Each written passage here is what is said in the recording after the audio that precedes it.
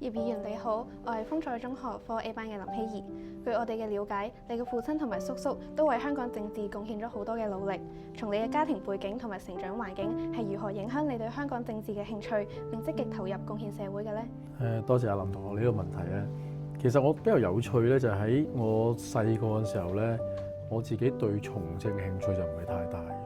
咁甚至覺得即係爸爸因為做區議員、做市政局嘅議員咧，令到同家庭嘅相聚時間好少，所以甚至係有啲即係唔係好正面嘅印象。但係從同佢哋不斷去參加唔同嘅活動啦，都睇到佢哋對一啲市民提供服務啦，幫咗好多市民。慢慢原來潛移默化之後咧，就令到自己對政治係產生咗興趣，對一啲社會服務係產生咗興趣。咁後尾就喺大學揀科嘅時候咧，發覺自己對一啲政治相關嘅科目咧，都係即係可以話手到拿來嘅。咁所以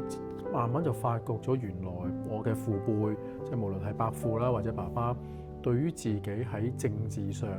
係的確有一個好大嘅影響，亦都令自己慢慢係即係對於政治產生咗興趣。明白嘅。咁再想追問一下啦，後嚟接觸到社區嘅經歷，會唔會加固到你對成為立法會議員嘅決心呢？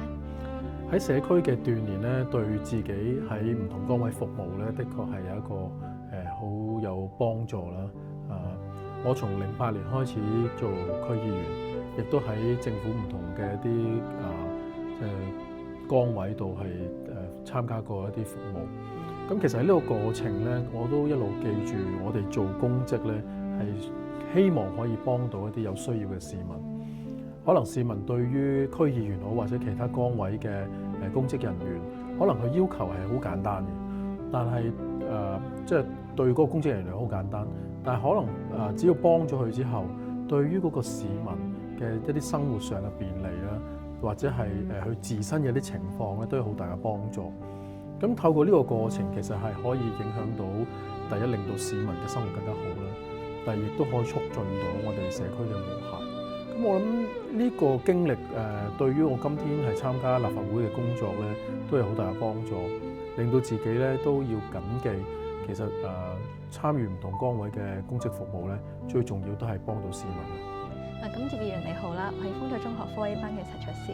咁就想訪問一下你啦。咁你同時擔任多個身份，又例如係立法會議員、民建聯秘書長、香港藝術發展局副主席、區議員等等，你又係點樣去分配你嘅時間去勝任多項嘅工作呢？的確係幾個公職上面咧，都係好需要花好多時間啦。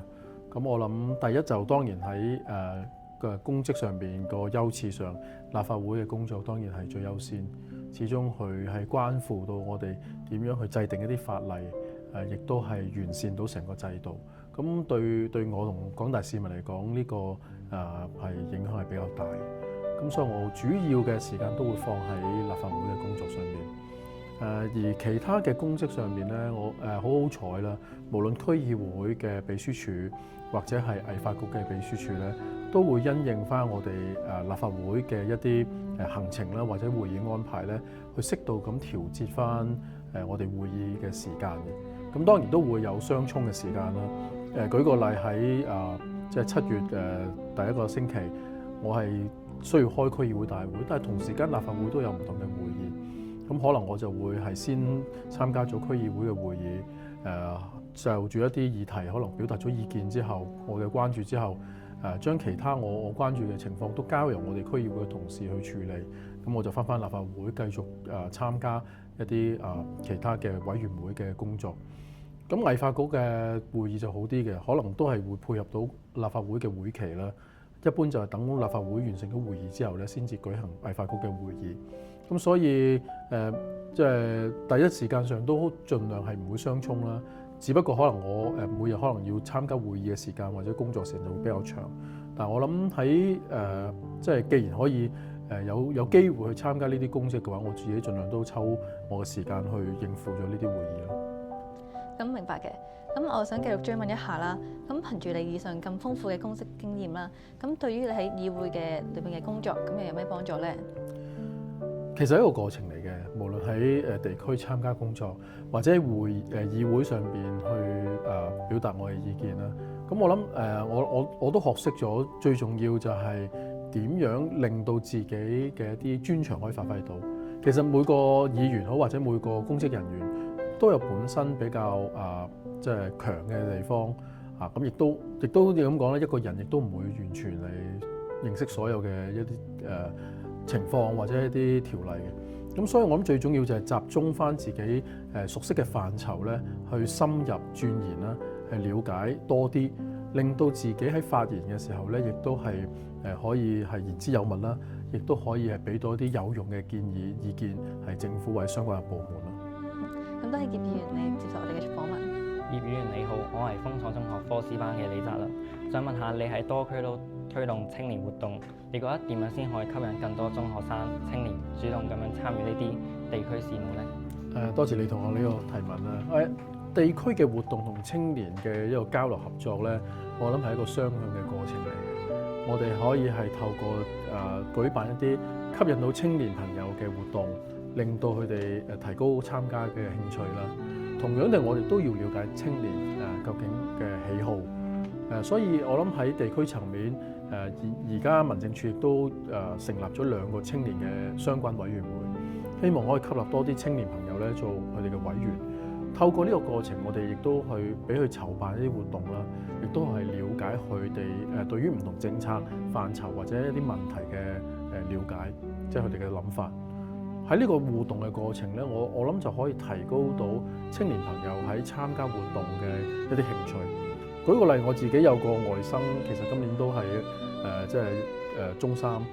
但係佢自己最近自己都係好自發咁樣參加咗唔同由政府啦或者係地區團體舉辦嘅一啲青年活動，因為佢覺得嗰個活動對佢嚟講係一個有吸引力亦都可以俾佢有一個增值嘅機會。咁同樣地地區好或者政府好，喺吸納咗啲意見之後，亦都舉辦更多可以吸引到青年朋友嘅一啲活動。咁就係透過呢個雙向嘅過程咧，我哋希望可以提高到青年朋友參加活動嘅一啲成功率啦，或者令到佢哋更加有意欲去參加相關活動咯。明白嘅。另外，追問一條問題，你覺得呢類型嘅地區活動點樣先可以提高持續性？除咗令青年參與活動之外，仲有更多嘅渠道可以參與社區治理呢？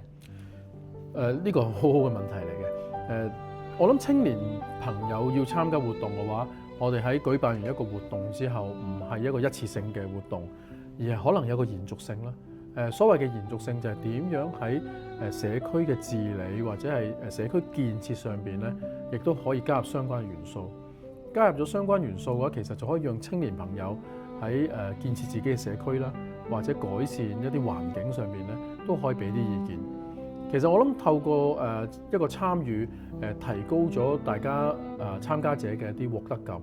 或者係一啲興趣嘅話咧，自自然然佢哋就會願意繼續去參加，而係透過呢個過程，令到嗰個活動真正成為咗一個地區可能係有亦都有裨益嘅一啲活動。咁所以我諗透過呢個過程，亦都可以提升到地區治理係呢個範疇上邊青年朋友嘅參與度咯。多謝葉議員接受我嘅訪問。葉議員你好，我係嚟自豐彩中學嘅科 E 班副演。咁近年嚟，香港政府就投入咗大量資源喺社區同埋學校嗰度去展開呢個嘅普法教育啦。咁認為學生可以透過乜嘢方式去加深佢哋對憲法同埋基本法嘅了解呢？你呢個問題係非常好。我自己本身都係憲法和基本法督導即係推廣督導委員會嘅成員。我哋自己喺個委員會嘅討論上面咧，都加入咗好多係社區參與、學校參與嘅元素，因為希望透過學校參與咧，係提升到我哋同學及早係了解到憲法同基本法嘅一啲知識內容。認識憲法同基本法咧，其實睇返全世界唔同嘅地方啦，特別即係憲法啦，係一個好重要嘅過程嚟嘅。及早讓到小朋友或者同學咧係了解到國家嘅憲法啦，咁亦都可以提升到佢哋第一對於法治法律嘅一啲認識，第二亦都可以讓佢哋咧了解到國家或者地區嘅發展。咁我覺得呢個係好重要嘅。而基本法作為香港一個即係好重要嘅法律啦，我哋亦都要希望透過及早嘅讓同學了解咧，讓我哋更多青年朋友可以成為一啲推廣大使，去繼而係向身邊嘅同學啦、朋友啦，進一步去推廣憲法同基本法嘅知識，咁令到大家都對於法律法例有更深入嘅認識咧，對於成個社會嘅穩定和諧咧，都係有一個好重要嘅作用。係，好明白。咁葉議員啊，想另一方面咧，都想問下你。咁有啲人咧就會認為咧，法律條文就係寫喺紙本上面，就會令人覺得有少少沉悶嘅感覺啦。咁就會令人就有少少唔太了解啦。咁我想問下，青年可以點樣透過利用喺普法教育入邊學到嘅內容咧，再融入佢哋嘅生活入邊啊？其實呢個律政司咧喺近年亦都推廣一個普及嘅即係法律嘅一啲認識嘅講座或者活動啦，希望透過一啲簡單嘅語言或者係簡單嘅方式咧，令到普羅大眾都明白到憲法同基本法條文嘅一啲真髓。咁其實如果參加咗相關活動嘅青年朋友，亦都可以推而廣之，將呢啲咁嘅知識咧係即係亦都係介紹俾佢身邊嘅朋友。當然，我諗青年可以更進一步發揮到嘅作用，就係點樣係將一啲學到嘅知識咧，係用本身嘅一啲想像力或者係一啲創造力去舉辦更多唔同嘅活動，或者用更多生動嘅方式咧去推動相關嘅知識嘅分享。咁我諗透過青年朋友嘅創意咧，的確係可以做到呢方面嘅工作。呢個亦都係一個原因，點解憲法和基本法推廣督導委員會咧係好着力，希望可以讓我哋嘅學校啦或者青年朋友咧係參加相關活動嘅原因嚟。好，唔該葉議員。